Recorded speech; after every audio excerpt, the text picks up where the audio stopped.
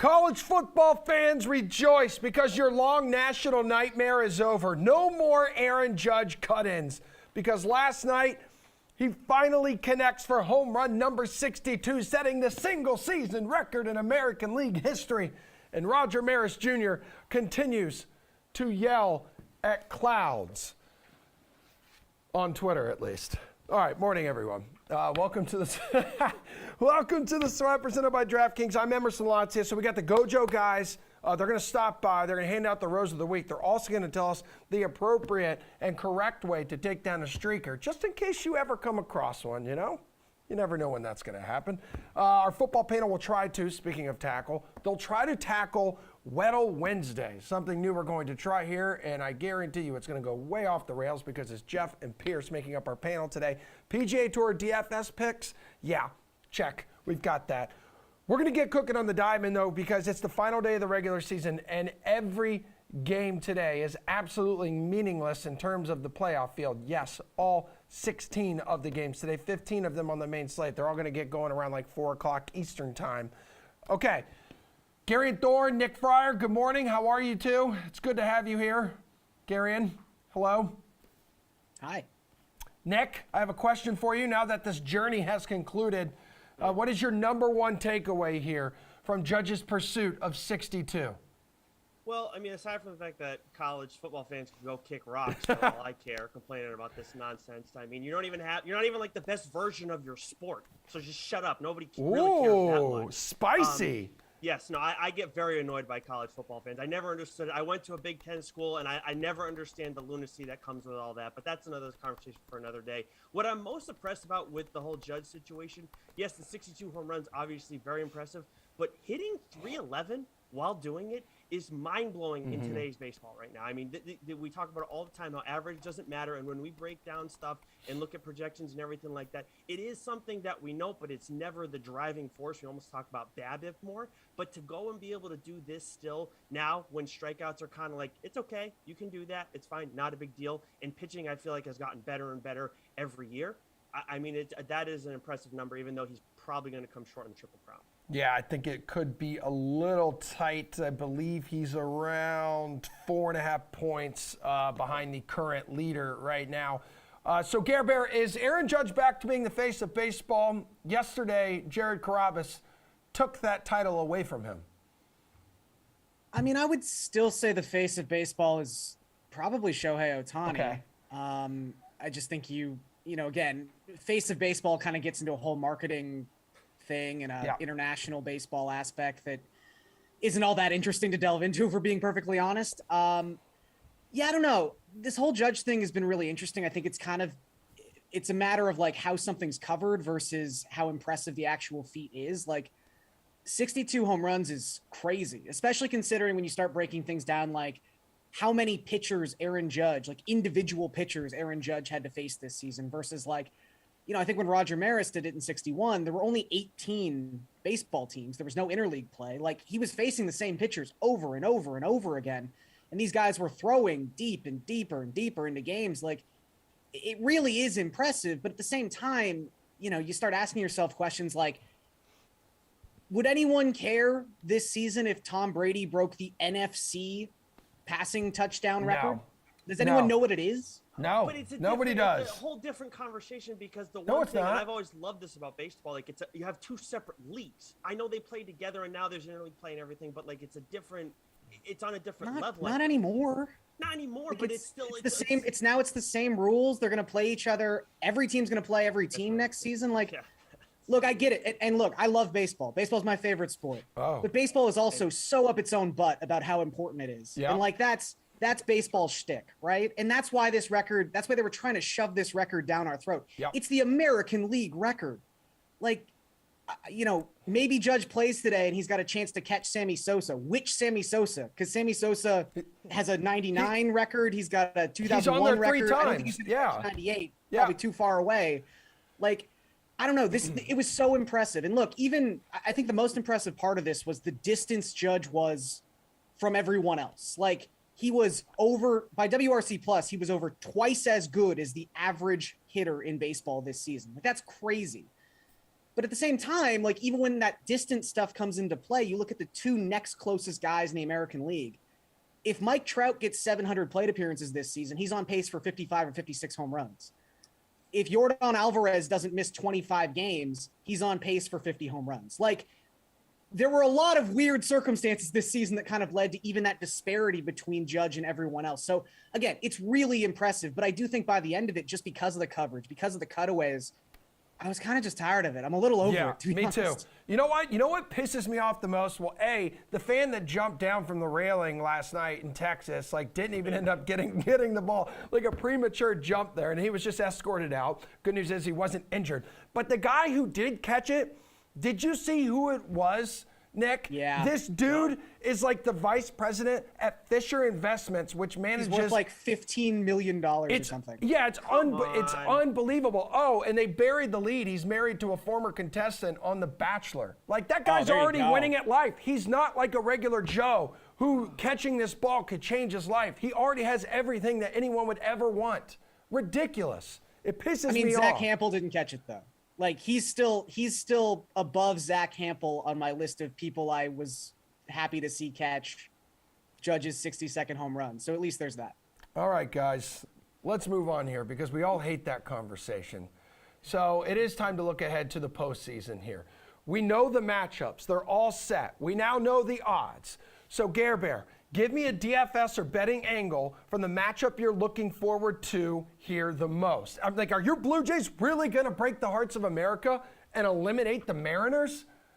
I've been processing this the last couple of days. Like, I don't think the Jays have ever been such massive villains in a series. I mean, literally 6 months ago, they were like everyone's sweetheart fun team, and now they're just like the villain.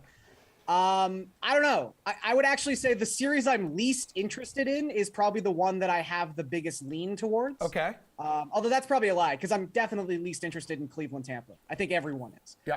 But Phillies Cardinals is sort of interesting because I think it's the only series where if you were playing at a neutral site and you looked at the prospective starting pitching matchups you have for game 1 and game 2, on a neutral site, I think the Phillies are favored in both those games. I mean, Aaron Nola has been otherworldly in the month of September. He's got an ERA just above 2 since the start of September. His FIP is down at 1.94. Zach Wheeler, who's going to start game 2, since coming off the IL, has thrown 15 innings. He's only given up 1 earned run because he's Zach Wheeler.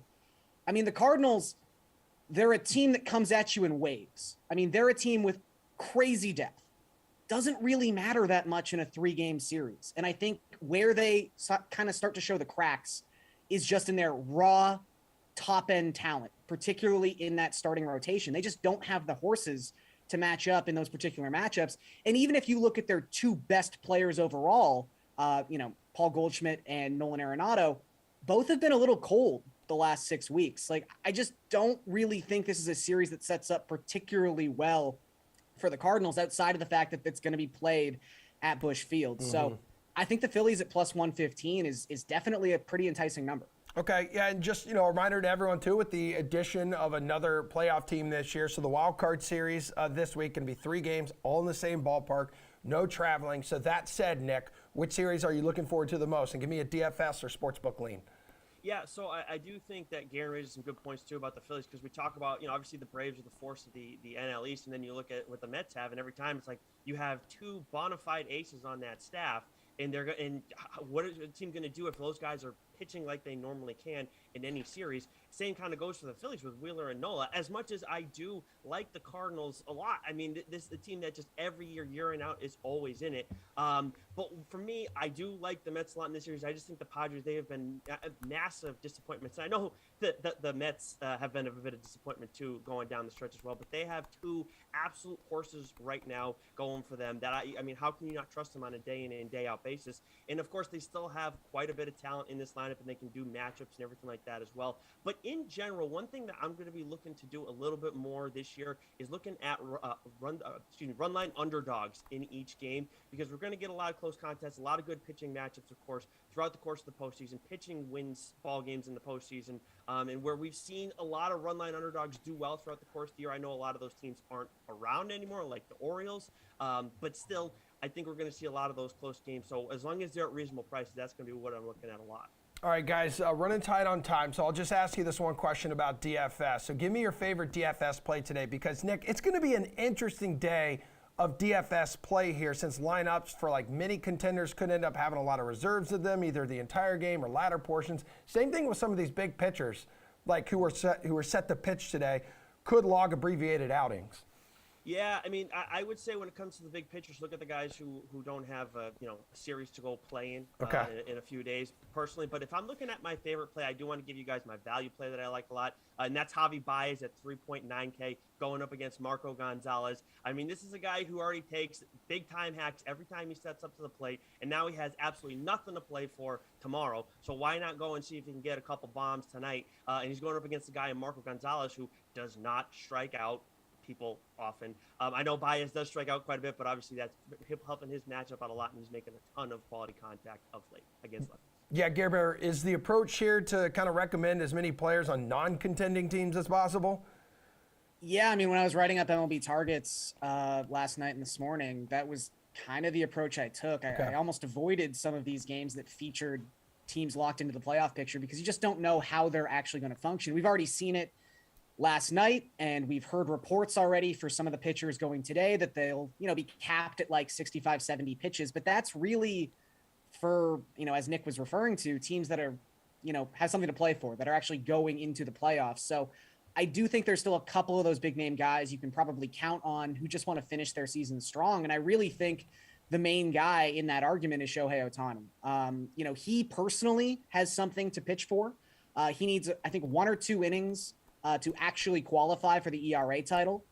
I feel like most people think the American League MVP race is wrapped up. I doubt Ohtani does. I feel like he'll probably want to put up one more good showing, just to remind people how insane it is that he's like the 3rd best hitter and the 3rd best pitcher in the American League simultaneously. I could see him wanting to have a really good day. And he's also someone, if you look at his history in the month of September, it's not like the Angels have been treating him any different coming into this start. He's gone over 100 pitches in 5 of his last 6 outings. That includes 108 pitches in his last start against this same Oakland Athletics lineup, where he was flirting with a no-hitter. He 8 scoreless innings, bunch of strikeouts, because that's what Shohei Ohtani does. So I think he's someone who, just from a personal perspective, probably will want to play as much baseball as he can, because that's what we know about Shohei at this point. He's already got his contract figured out for next season. I think that helps as well. So I wouldn't expect any limitations today for Ohtani. So I think he's perfectly viable in DFS. All right, you two. Good stuff. Thanks for the help today. Good talking Aaron Judge with you. I'm happy that conversation is over. Looking forward to discussing the MLB postseason moving forward with you two. But right now, coming up after this commercial break, we're going streaking. How would the Gojo gang take down a streaker? It's hard-hitting content, stuff you'll only get here on The Sweat after this commercial break. That's right, take your clothes off if you're going streaking. Baseball's dead? Nah. We've got pitchers hitting grand slams, a team playing a 4-man outfield, and the best crop of major league talent maybe ever. Baseball is alive and well, and it's about to get even better. Bet just $5 to get 100 in free bets instantly. Download the DraftKings Sportsbook app, sign up with the promo code, bet $5 to get 100 instantly, and get in on the action. Everyone loves an underdog story. You know why? Because it fills you with hope, makes you believe, right? Hold on now. Did you say any team?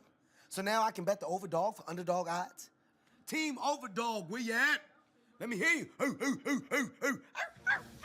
Download the DraftKings Sportsbook app. Bet just $5 to win $200 if your team wins. Action's so good, why bet NFL anywhere else?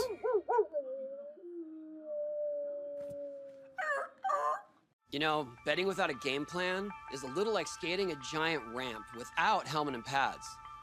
I wouldn't risk it. And I wouldn't bet without a game plan. DraftKings Sportsbook provides you with tools to set a realistic budget and time limits, so you're ready to bet responsibly. Download the DraftKings Sportsbook and casino apps to learn more about how you can practice safe bets.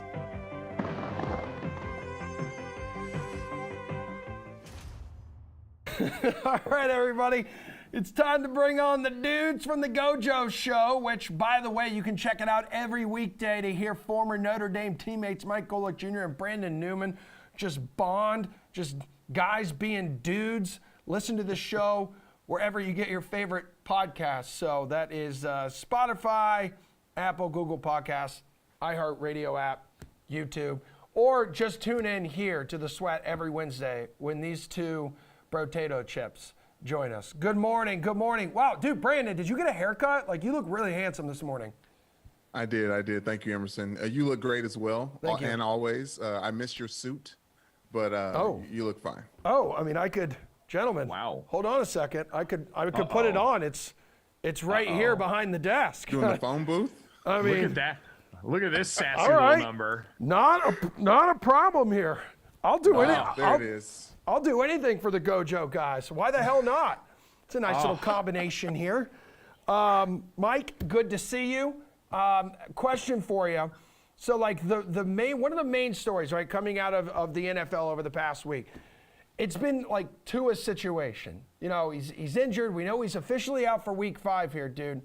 But thoughts on how this entire situation played out last week? Because I believe the NFLPA and the NFL have now gotten together and said, we're going to change the concussion protocol here. Yeah, this all got handled poorly, Yeah. and they're going to change it because that's the only option they have. When you have one of your independent neurological coordinators who you find to have not followed the protocol, that's not only an indictment on that person. It's not just as simple as making that one person the scapegoat. It's an indictment of the process, and that's what the NFL and the NFLPA all need to be worried about. That's as much about perception as it is for anything else. As far as the reality of the situation, we all had to reckon with, once again, football's a really dangerous game. Yes. And things like this happen far more often than any of us would like.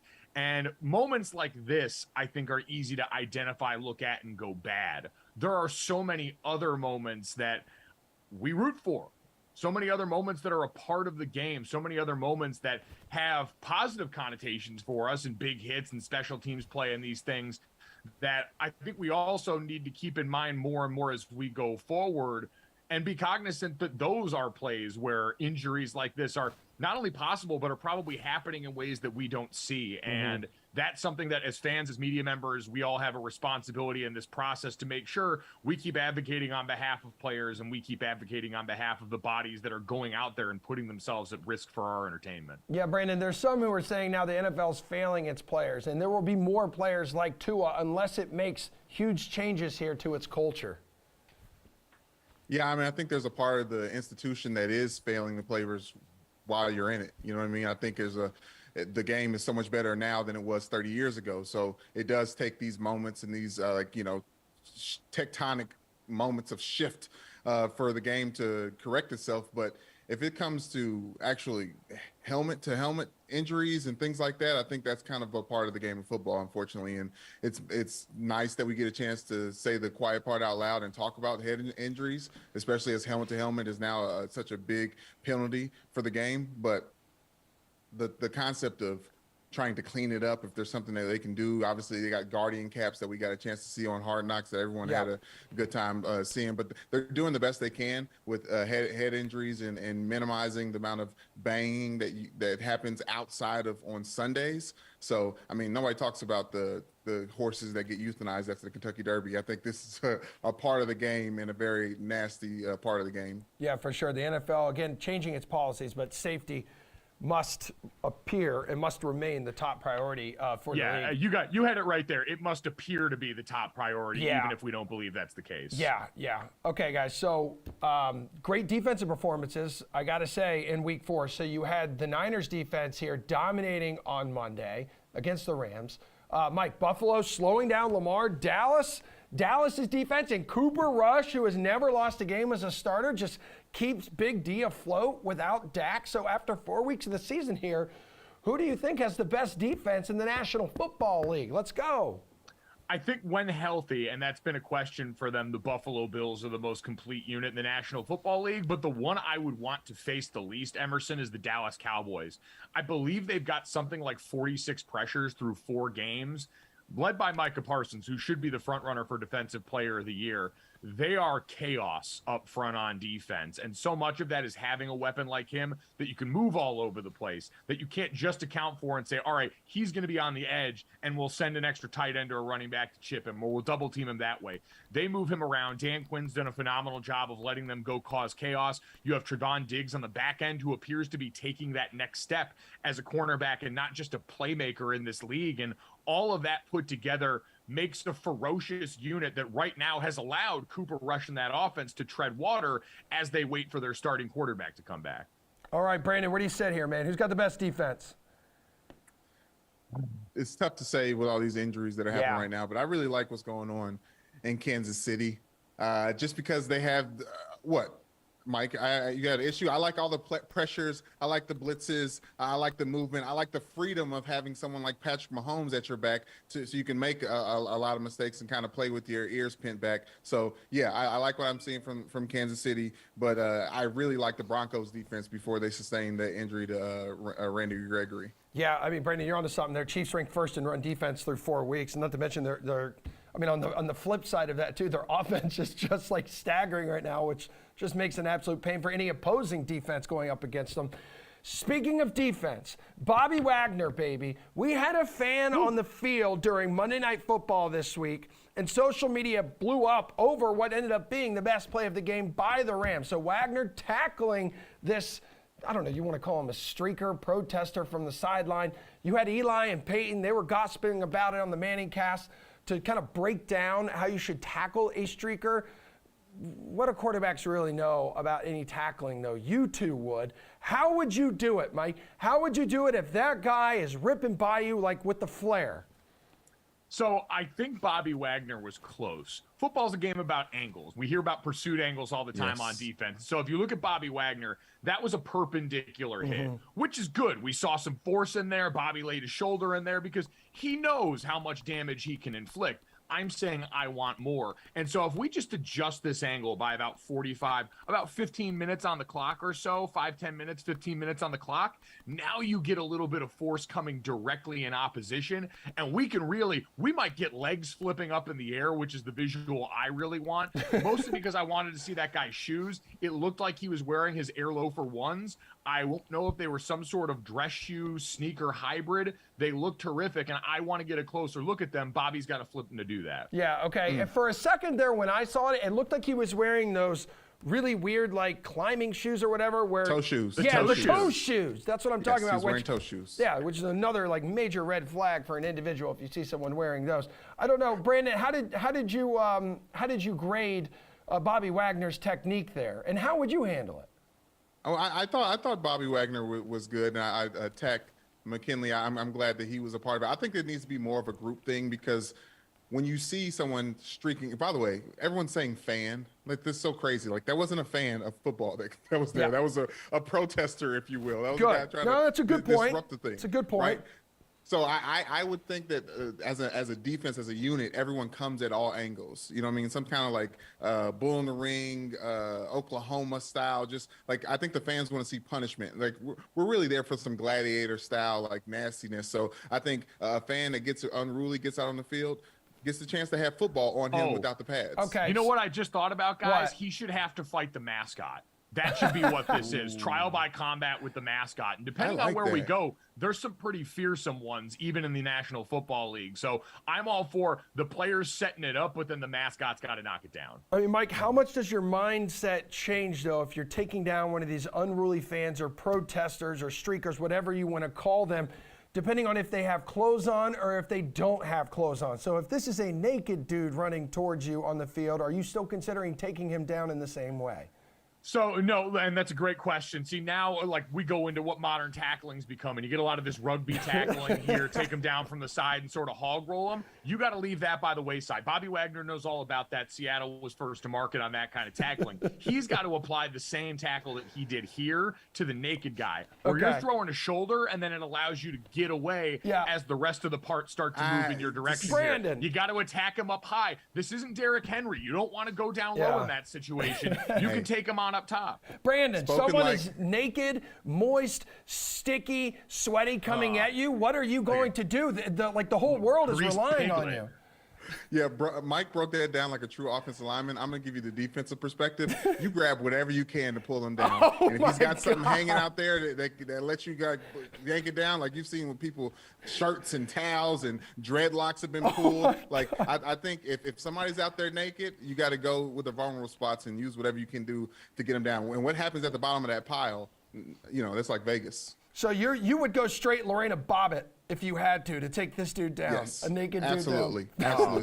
See if you can use your cleat as a cutter. Brandon didn't wear gloves as a player either. That's worth Oh, noting. Brandon. All right. It's funny. Producer Slate says we need to move on. Elsewhere in week 4. Guys, double doinks. That one was crazy. We were on the cafeteria here watching that on Sunday morning. Pickett picks, vintage Mahomes. Like, we had some key running back injuries, which sucks. But what else stood out to you from week 4 around football, Mike? Well, I want to go back to the vintage Mahomes. Brandon talked about the Chiefs' defense, but when you look statistically at the Chiefs' offense, that everyone was so worried about what's Patrick Mahomes and this offense going to look like without Tyreek Hill, the answer has been fine. The answer has been first in EPA per drop back. Patrick Mahomes is one of the best quarterbacks in terms of expected points added already this season. They have taken a different approach. They adjusted last season when everyone started playing those 2 deep safeties and taking away the big plays already, and they've adjusted again without Tyreek Hill. This is going to continue to be one of the best offenses in pro football. It may not be 50 plus a game, and me and the Chiefs overs may not be as close as we used to be, but rest assured, they are still incredibly effective week in and week out. Yeah, that's true. That offense was just firing on all cylinders, Brandon, and it was against one of the best defenses in the NFL. Who are we talking about? We're talking about the Chiefs. We're talking about Patrick Mahomes and the Chiefs. Yeah, okay.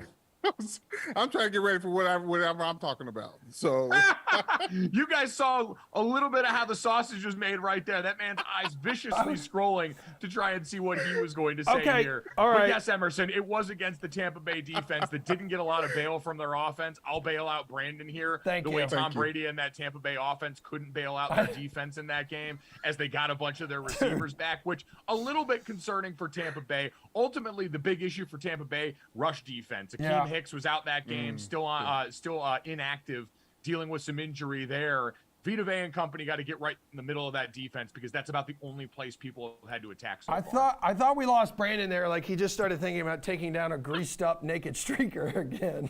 His far away look in his eyes. He's like, I'm gonna get him. I'm gonna get him. Brandon, come on. What else stood out to you in week 4? I was thinking about Kirk Cousins, honestly, and then Justin Jefferson and the Vikings and the quiet NFC North that makes exactly no noise except for when it comes to the playoff time. So, yes, I was thinking about that London game, the first game of the slate on Sunday, and Justin Jefferson proving that he is going to be the number 1 wide receiver in the NFL at the end of all things being considered. Well, he has to compete with Cooper Kupp and all those receptions that he's getting with Matt Stafford. But I just like what's going on with the Vikings over there and Kirk Cousins and his weird ass.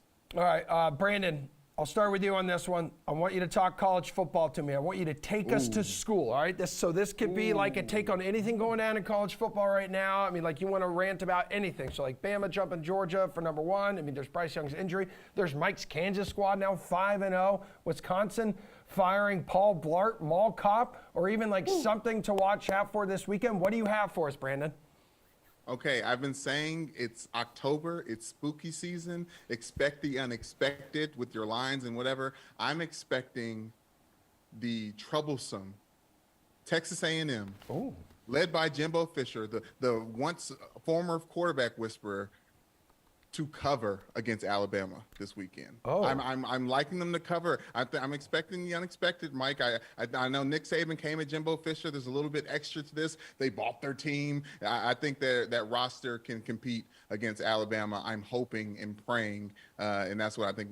That's what the most interesting thing going into this weekend for me is. What's the current spread on that game? I'm like sitting here trying to rip down I'm Here we go. I found it. Oh my God! Okay. Alabama's a 24-point favorite. At home. At home. All right. Good teams cover, and Texas A&M isn't one, but they're going to play like one this weekend. I mean, just stay within like 23 points, man. You got this. You got this, A&M. Mike, what do you have here, dude? Well, I'll go two things. One, if you guys want to hear from the undefeated Big 12 top of the heap head coach and Lance Leipold from the Kansas Jayhawks, he joined Gojo's show today. We got to talk to him about College Game Day, heading to Lawrence, Kansas for the first time ever, building this program up and ignoring all the outside noise, as he is going to be a name connected to Wisconsin, Nebraska, and a lot of these open jobs because of what he's been able to do with the Jayhawks so far. I will say what's interesting about this weekend as we look forward now, where Kansas is ranked, Kansas State's ranked. We've seen all of these matchups start to change the order in the Big 12 a bit. We have got all ranked matchups in the Big 12 this weekend, except for Red River. Texas and Oklahoma, a battle of the unranked in the conference as they get ready to set and jettison off to the SEC. I have to imagine there's a lot of fans around Big 12 country that are relishing in the way the slate looks this weekend, knowing that they have somehow thrown those two out of the top 25 club. Oh, man, the total for that one, 65 points. Good God. Texas 7-point favorite there on the road. Finally, y'all know the drill. Time to give out the Gojo Rose of the Week. What or who has gained your admiration this week and deserves your rose, Mike? So my rose this week is going to go to the Aaron Judge at-bat cut-ins in college football games. I saw you tweet about this. Now that Aaron Judge hit 62, I can live my truth in public. I didn't mind him all that much. It was nice having baseball feel big again, even if it wasn't going for the all-time record of 73. I didn't think it was that intrusive. I think not hearing a college football game for 30 seconds isn't the worst crime against humanity. And even though Aaron Judge ended up walking or whiffing most of those, there was part of me that peeked up in my seat every time it happened. So mission accomplished. I don't know. Yesterday, and we talked about this in the first block on this show, Mike, Jared Carrabis took away the title of Face of Baseball because every time that they were cutting in to a potential historic moment, he would fall flat. And then he would say, casual fans would be like, this is why I don't watch baseball. No, you know what? I would say this is the perfect way for casual fans to watch baseball. It took me back to my childhood when you had Bonds and McGuire and Sosa and those big moments that were cut in there. And for me as a casual fan, I'm not often going to sit down and watch an entire baseball game. Yeah. But if you give me the one distilled down cool at bat, I'm a pretty big fan of that, however it works out, because I know exactly what the stakes are. And then if it doesn't go, I know we're going to see it again the next time he's up. I don't have to channel flip. Brandon, hand out that beautiful rose of yours. I got to get a little serious here, and I got to give it to Tom Brady. With the recent news of things going on around with him at home, I feel for him. He said some stuff's going on in the off season, and we want to leave family with family, but I really do think that he needs some love and some support right now. So I'm gonna send it Tom Brady's way. All right. Well, all I'm gonna say is Giselle gave him 1 ring. Football gave him 7. Oh, Lord. Keep that in mind, Brandon. Brandon, I also love the direction you're taking this roast segment every week, man. Oh, my God. From Adam Levine now to Tom Brady. Dude, never change, Brandon. Never freaking change, please. All right, guys. Good times as always. Love you, mean it. We'll talk to you next Wednesday. Mike, sorry about drunk texting the other night as well.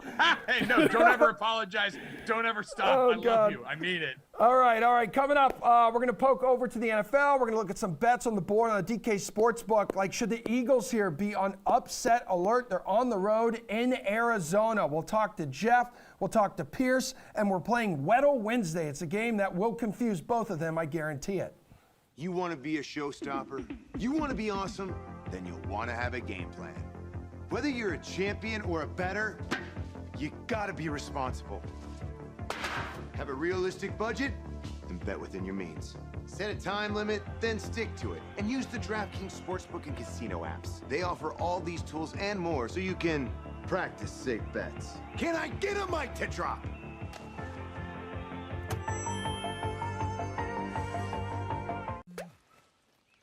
Hold up. DraftKings, you're telling me that you're boosting same-game parlays? Well, that's big time.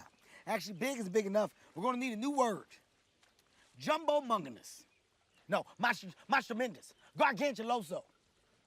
See? The pink duck gets it. DraftKings stepped up same-game parlays. Boost your winnings up to 100% for our biggest payouts ever. Action's so good, why bet NFL anywhere else? What'd you say, Carl? Baseball is dead? Nah. We've got pitchers hitting grand slams, a team playing a four-man outfield, and the best crop of Major League talent maybe ever. Baseball is alive and well, and it's about to get even better. Bet just $5 to get 100 in free bets instantly. Download the DraftKings Sportsbook app, sign up with the promo code, bet $5 to get 100 instantly, and get in on the action. All right, let's get right into it here, gang. We're going to dive into some football stuff right now with Jeff Ulrich and Pierce Dietrich. Some NFL chase or fade. So agree or disagree with the following DFS or Sportsbook plays for Week 5. No Javonte Williams here on Thursday. Out for the year with a torn ACL. We're talking about the Broncos running back. So chase or fade for me here, Jeff. Melvin Gordon as a DFS showdown captain on Thursday Night Football against the Colts. Yeah, I mean, I don't know how you can't really at least consider Melvin Gordon. I chase it. I mean, unfortunately, you know, this is the dude who basically cost us the cover. If you're on the Broncos like me last week by coughing up the 68-yard fumble return touchdown to the other team. But you look at Indy. Indy has just as many, if not more, problems. Shaq Leonard out again. It looks like he's just a big part of their rush defense.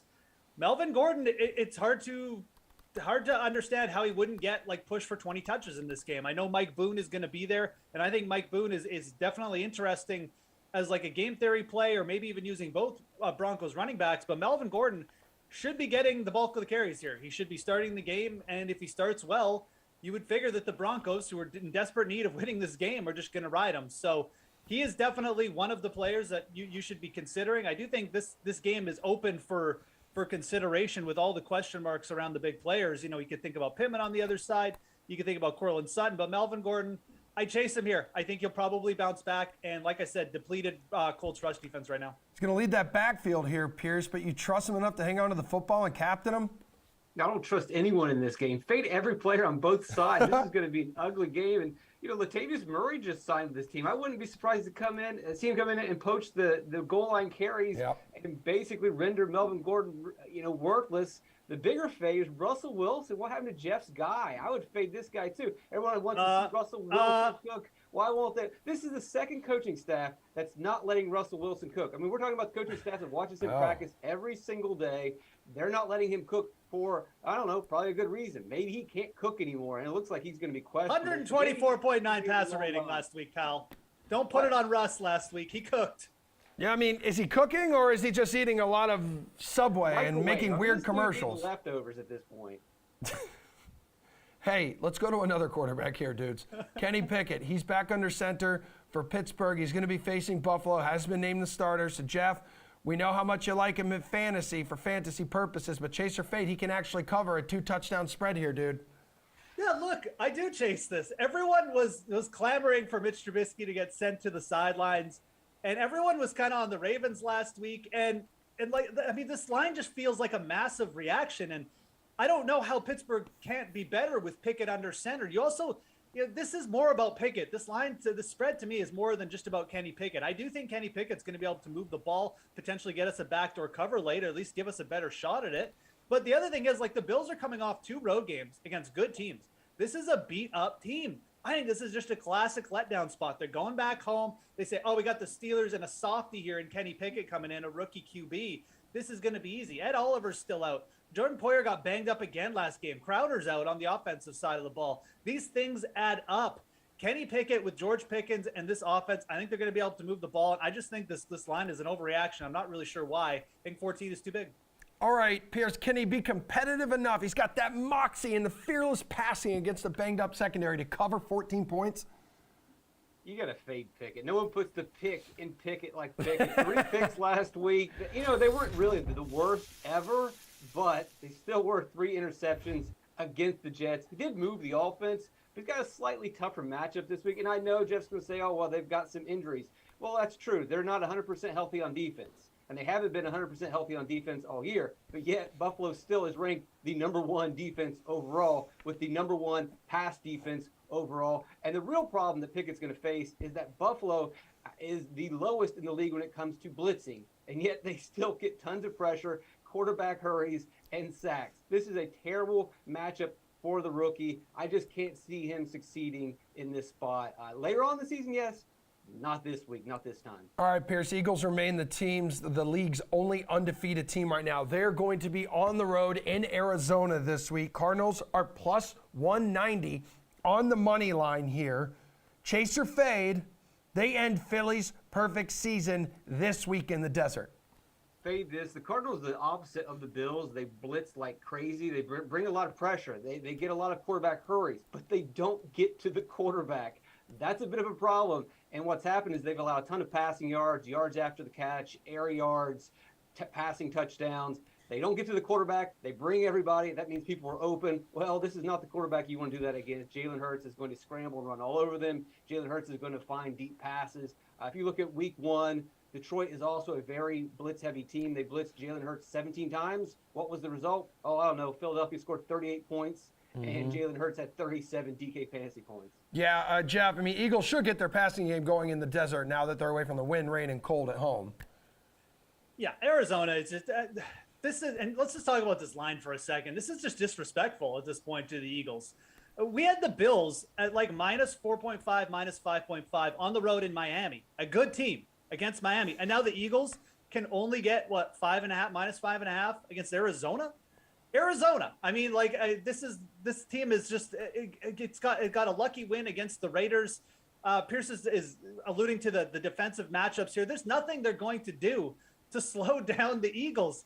Even if they somehow do get some pressure on Jalen Hurts, the Eagles will just run the ball down the throats of the Cardinals, which they've been doing against every team this year. There's no one there that's going to cover A.J. Brown either. So I see 5.5 points. If you're on Arizona, even on the spread, you're just hanging on for life for Kyler Murray backdoor cover here.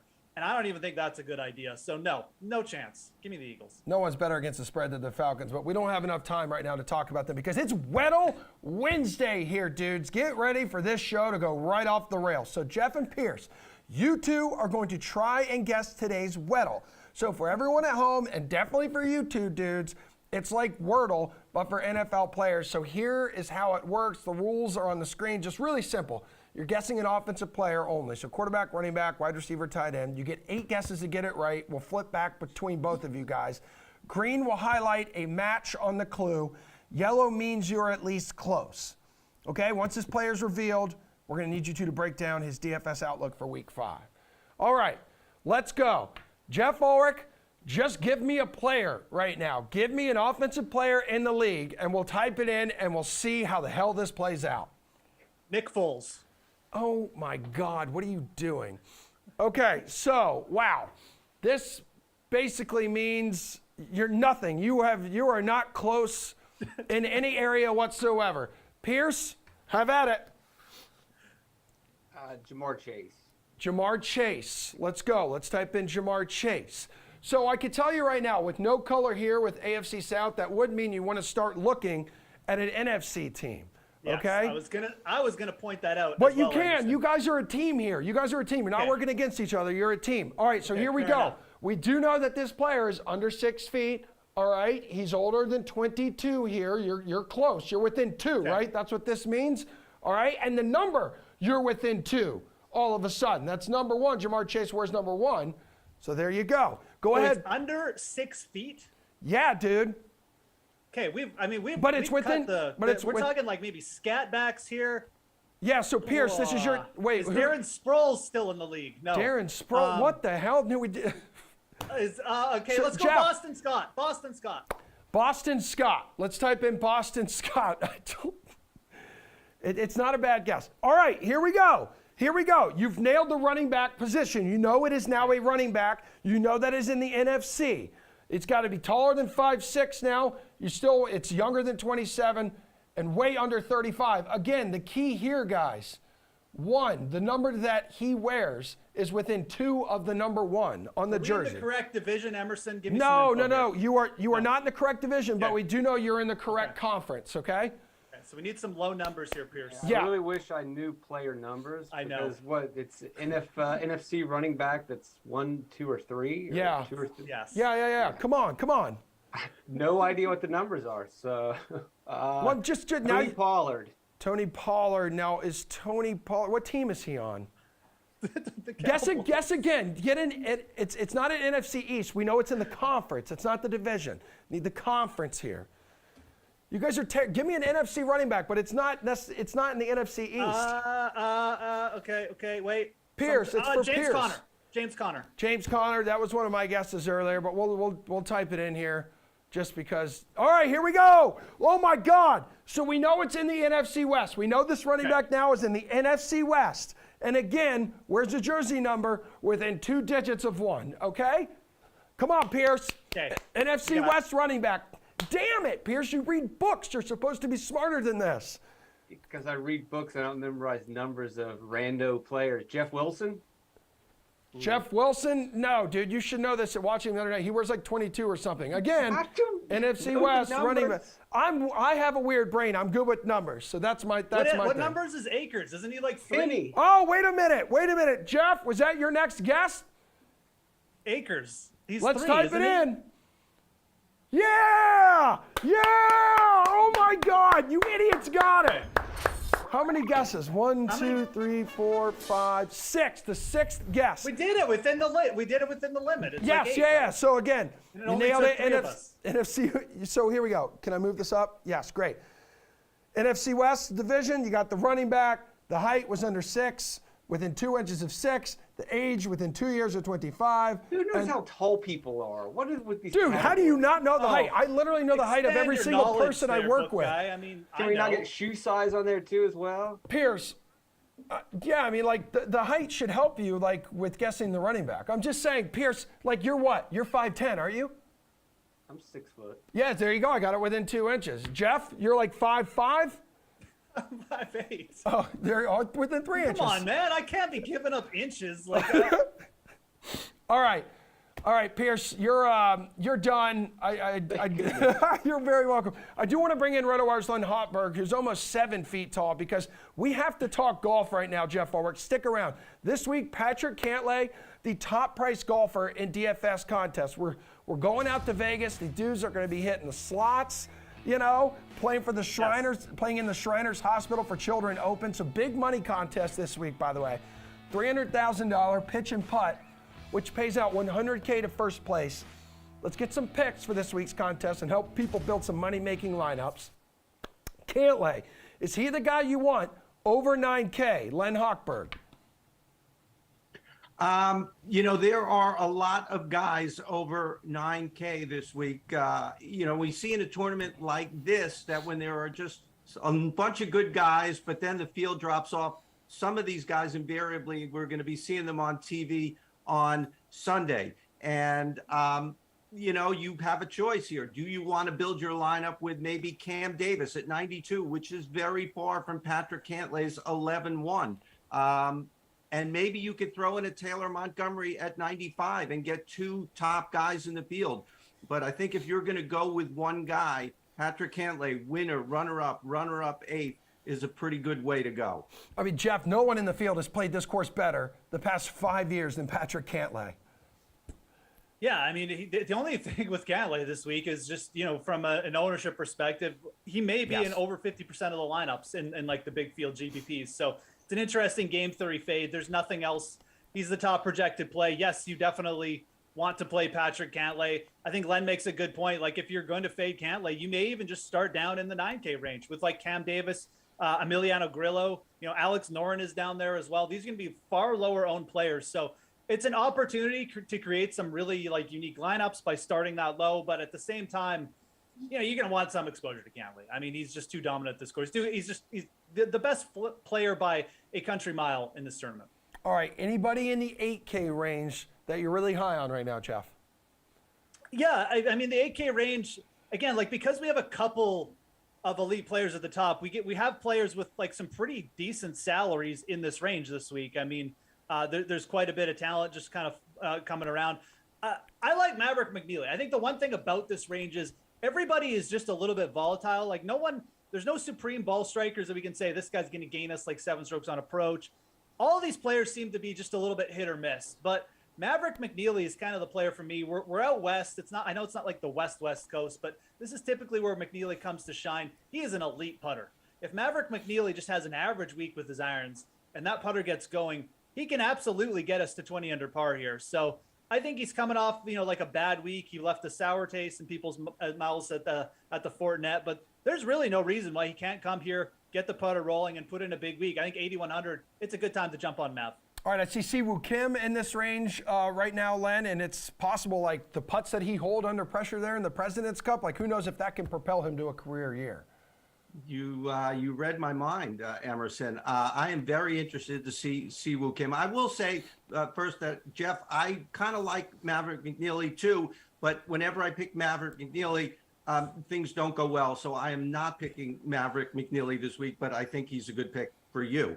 Okay. Siwoo Kim, I am looking, whatever that means. Siwoo Kim, I am looking forward to seeing him. I mean, he's been a great player on occasion. He's won the Players' Championship, and he's also can miss the cut in the worst fields. That's what you get with Siwoo Kim. But coming off maybe the biggest surprise of the entire President's Cup, taking down Justin Thomas in the first match, a meaningful singles match, if that doesn't boost him at 8,600, I don't know what will. He's played this tournament before well and poorly. And one other guy quickly, Dean Burmester, 8,500, the South African, new to the tour this year.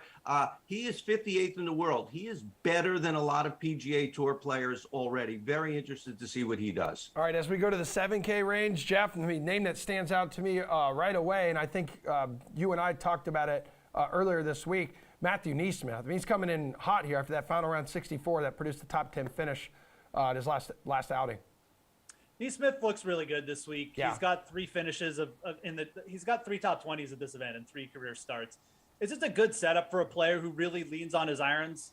You know, he doesn't have to do too much around the greens at a course like this. He's not hampered off the tee by like not being a bomber, and he can kind of, you know, get hot with the putter. Like, he's not a terrible putter. So it's just a really good setup, and he's kind of gravitated towards some of these desert courses.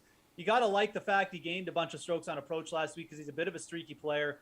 I think that that NeSmith is solid, and I think the best play in this range though is still Adam Hadwin at 7,700. He just loves desert golf. I mean, he just comes to these like Vegas, Palm Springs, and he just lights up. I mean, he's a similar type of player as NeSmith too. Leans on his irons, elite putter when it gets going, and he just doesn't have to do too much else. He doesn't have to worry about not being super long off the tee because it's thin air, and he just likes it here. So Hadwin at 7,700 is like the top play for me in this range, but NeSmith a close second, and I would probably rank him like in the top 5 in terms of this range for sure. Let's not sleep on Matt Kuchar here, Len. Made the Shriners cut 3 times in the last 5 years. I do like Kuchar, and I'm very high on Adam Hadwin as well, Canadian snowbird. If he needed any impetus after being snubbed from the President's Cup, we saw what that did for Mackenzie Hughes and Ryan Fox last week. Like him. Thomas Dietrich, the Belgian, another international player, played his way onto the PGA Tour via the Korn Ferry playoffs. He's top 12 in the first 2 tournaments of the season. I expected to see him in the 8,000s this week. He's 7,900, so a little bit of an advantage there, I think.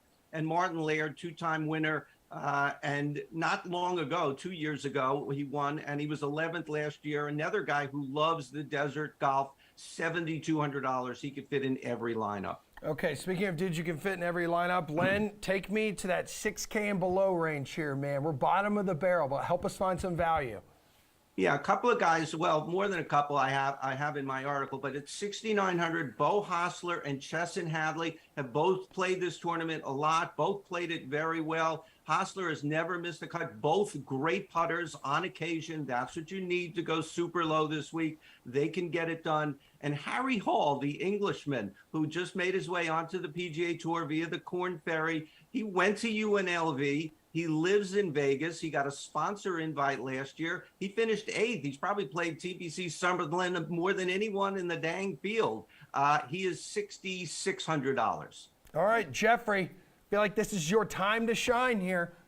I first of all, I like all those calls by Len, and I don't think I'm going to try and pile on them because they're just like, when you get under 7K, you got to be picky. And Len's pointed out some really good plays. But we can go deeper, Emerson. We can go all the way, almost all the way to the bottom. Ben Griffin at 6,200. He gained 6 strokes on approach last week. He's top 5 in birdie or better percentage over his last 24 rounds. He's actually only got 18 graded rounds on the PGA Tour, but you look at his track record on the Korn Ferry Tour. This guy is complete boomer bust, but when he booms, he really booms, and he makes a ton of birdies, and his approach game was off the charts last week. So I think he's absolutely playable for DFS. I think if you're dipping down here, you can create some really cool lineups. You can maybe use Cantlay with like another stud, like Cantlay and Aaron Wise together, something like that. But Ben Griffin, 6,200. Very interested to see what he does this week. And if he can follow that momentum up for like a really good Sanderson Farms. All right, guys, before you two get out of here, bonus question. Just give me your pick to win. Jeff, who you high on this week, baby? I don't know. This event's so wide open. I'm going to go Cam Davis. Okay. I think that the President's Cup boost will go there. All right, Len. You know, I do not want to get left behind or trampled by the Tom Kim caravan. Yeah. So I am jumping on board. We saw he can go low. He went 20 under at the Wyndham. He shot a 61 at the Wyndham. So this guy can do a lot of things. Dude, everyone's new favorite. I am all aboard the Tom Kim hype train. Give it to me. Inject it in my veins, Len. All right, guys. Jeff, we'll talk more golf. We'll talk some football spreads, Thursday Night Football, all that fun stuff tonight on a Wednesday edition of the slate at 5 o'clock. I'll see everyone back here in studio live tomorrow morning, 11 o'clock Eastern Time. Thursday edition of the Sweat. Let's go!